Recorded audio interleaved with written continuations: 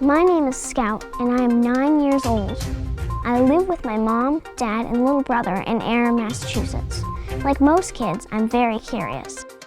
I decided to start my own show where I find out everything I can about everything I can think of. I call it Scout Finds Out. If you're curious too, this is the show for you.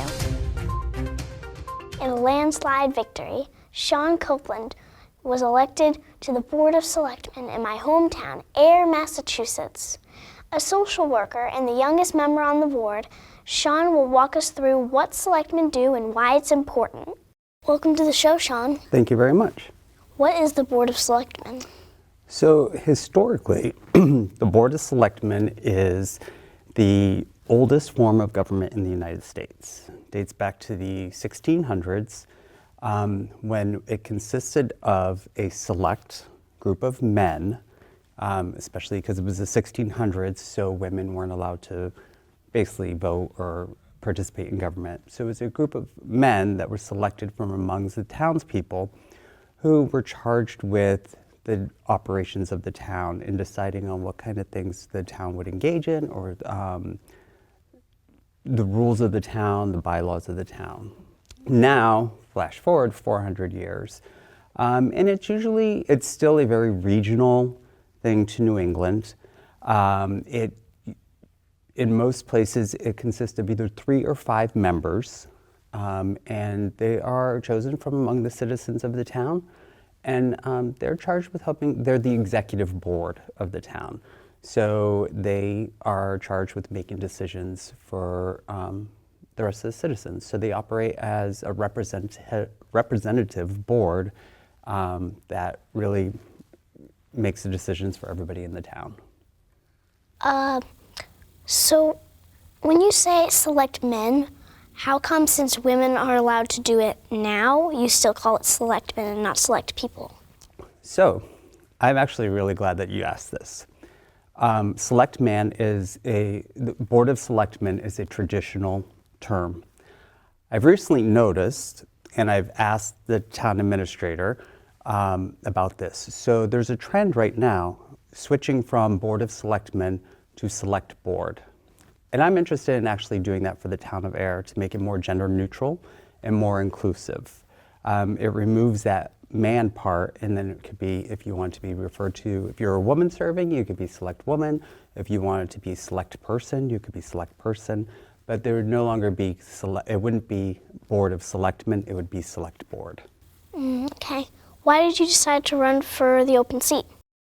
I have always had an interest in government, both local and national. I had recently moved back to this area from California, and I was going back to college. And when I finished college, I wanted to do something that got involved in my community. I thought that I would look maybe at joining a different kind of board or maybe a committee. And I had seen that there was an open seat, and so I thought, why not run for it? It would give me an opportunity to give back to the community. Oh, so you've always been interested in politics? Always, since I was a little kid. I was so excited to turn 18 and start voting, and then have never missed a chance to vote since then. Wowie. What's the most surprising part of running for office? I have to say, getting support from people that don't necessarily know you on a personal level, but believe in you and believe in your message. And then also the amount of trust that people are willing to put in you. What's the hardest part? Learning not to take things personally. Sometimes there's a lot of negativity, and sometimes it's hard not to let that affect you. What's the funniest part? The funniest part I don't know. That's a really interesting question. The funnest part is meeting new people, definitely. I would say it's funny what some people believe that you can do as a selectman or whatever. But yeah. Oh, I read that wrong. It said funnest. Okay, the funnest. The funnest is definitely meeting people. I thought that I knew a lot of people in town, but I realized after running that I didn't really know that many, and it's been really great to meet a whole bunch of new people. What changes are you hoping to make in this town? So I think one was like what we already talked about, but that's just more like a formality thing. As a member of a board, I don't think that you necessarily make changes on your own because you have to get agreement of at least one other person in the board. The things that are important to me, though, are a good education system, making sure that there's support for the school system. Other issues that I'm passionate about are affordable housing, and not just. When I say affordable, I also mean to people who are like young families, first-time home buyers, people that work as like teachers or firefighters, or even people who work in service industry. I live in an apartment, and we really need a new house, and we can't really afford it very much. Same here. That's one of the things. I'm a social worker during the day. Social workers don't make a lot of money. I don't know that I would be able to afford to buy a house in Air. And I would really like to be able to someday. So I think it's important to make sure that a community is not only made up of one type of housing, and in particular like expensive housing. I think that kind of limits the diversity of a community. So that's another thing I'm pretty passionate about. And then Air benefits from having a great economic, it's very business friendly. And so I think that's also important to maintain.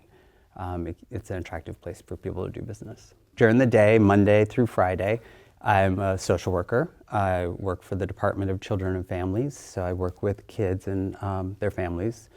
And then on one day a week, I still wait tables at a restaurant in town. What are some things you like about Air and its residents?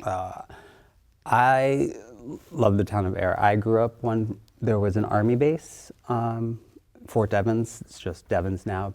So I went to school in Air.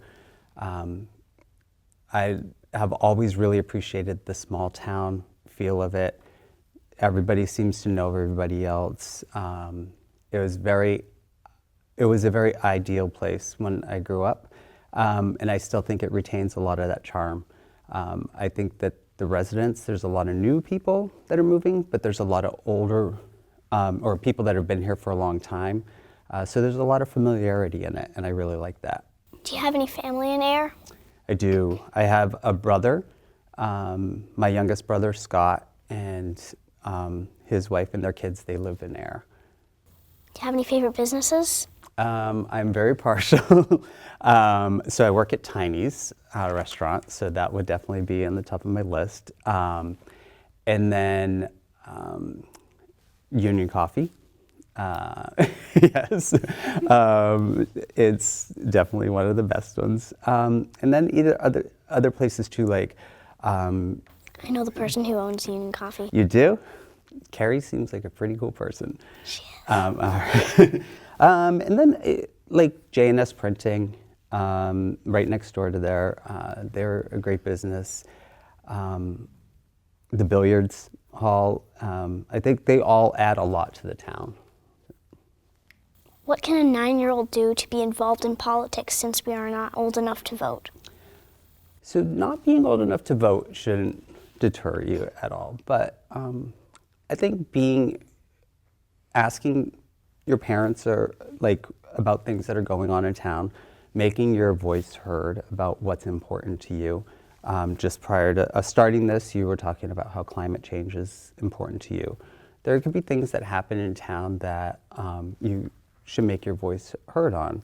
Also, I think people do listen to kids about what their opinions are on things. It might not always seem that way, but I think that does happen. Do you have any plans to run for higher positions in politics? I I have always said that I would like to at least run for a statewide office someday. This was sort of a test to see if it was something that I actually still want to do, so I still think about it. You think about running for president? Not for president. Maybe state rep, maybe state senator, something like that, but that would probably be the goal. Thank you for coming on the show. Oh, thank you so much for having me. I really appreciate it and enjoy this. Well, that's today on Scout Finds Out. Bye!